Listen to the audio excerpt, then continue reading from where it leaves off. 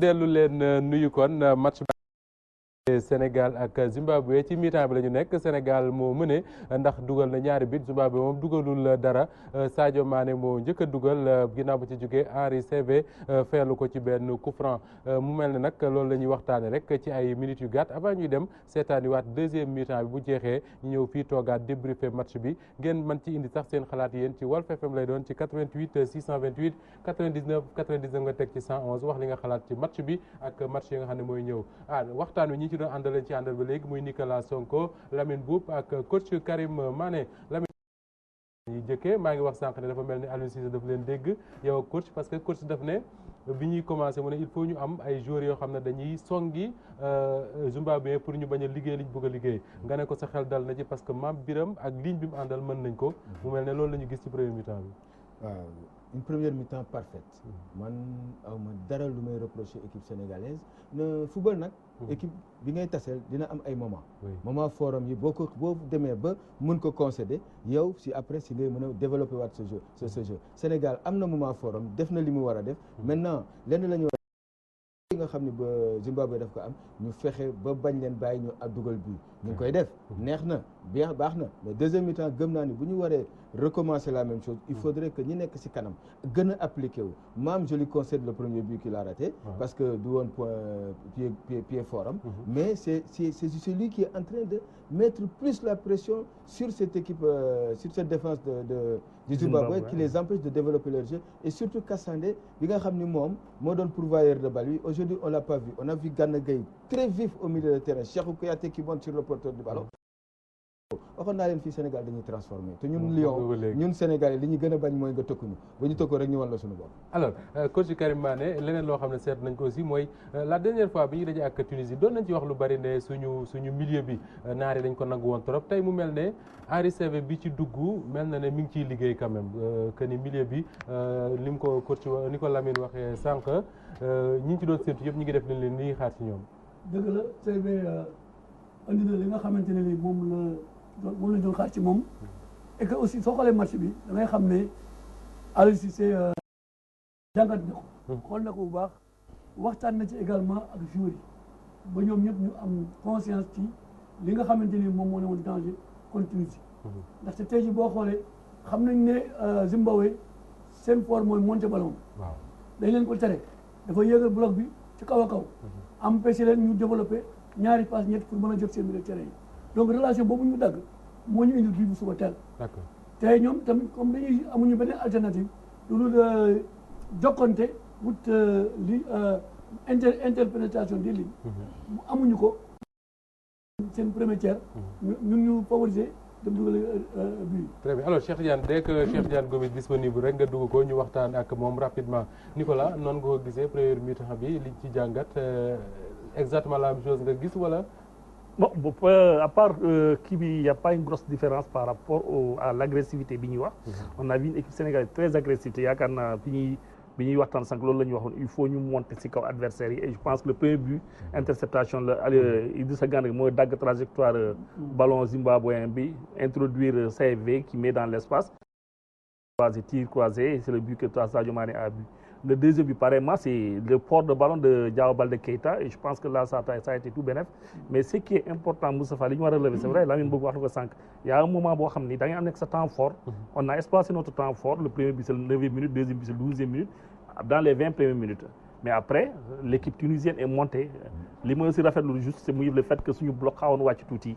Et je pense que bi ñu leen xoojoon dañu leen waroon contenir ba les 30 minutes passées parce que nit lañu il ne peut pas continuer à courir tout le temps il ne peut pas continuer à avoir la possession du ballon du jeu à l'adversaire mais ce qui est important à l'heure que l'agressivité demeure surtout au niveau du milieu de terrain bañ Égypte Zimbabwe football je pense que bu ñu continuer ci secteur boobu on pourrait faire la différence. Cheikh Tidiane Gomis Cheikh Tidiane. waaw Moustapha. Cheikh. waaw. dégg mbaa offre bi yóbbu la. allo Cheikh Tidiane Gomis. waaw allo. da nga nekk di jubilé wala. non day jubilé dafa teel. teel na. jubilé waaw dafa teel. alors Cheikh Tidiane juste nga Sadio Mané ci fin wu première mi-temps bi dañu gis ne xaw na gaañu quand même est-ce que ni nga ko gisee yow mi nga xam ne yaa jàkkaarloo moom ci kii bi yaakaar nga ni lu koy teree àggale la. Posez-moi cette question, j'ai pas bien entendu. ma ne Sadio Mané dañu gis ne ci fin wu première mi-temps bi dafa gaañu bañ génne woon ko sax après. dugg na àggale match bi est-ce que yaakaar nga ne gaañu bu koy teree dem la wala da ngay ak garaawul.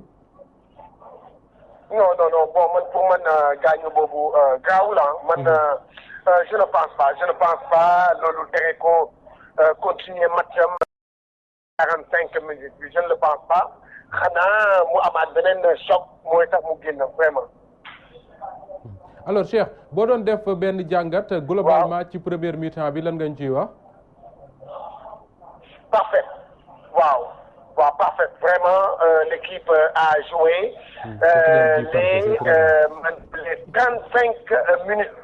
les 35 minutes c'est Sénégal moo téye bal bi Sénégal moo joué dans la profondeur li ñu doon laaj li ñu doon bëgg sincèrement mais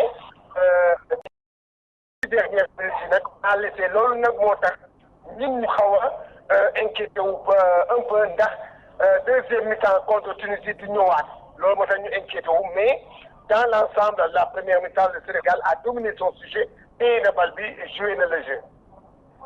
d'accord Cheikh xam naa dinañ ñëwaat ci yow ci kanam ak jàmm alors Lamine sànq yaa ngi wax si nga dem match équipe bu nekk di nga am sa ay temps fort mais loo xam ne quand même charmé na ma man en tout cas ci équipe bu Sénégal bi mooy bi ñu nekkee suñu ay temps faible Zimbabwe xaw ñu dominer paniqué wuñu defuñu dara. ils ont bien. doo gis sax ñuy sànni dañuy jël bal bi génne ko ndànk. c'est ça, c'est qu'il y a une défense lucide.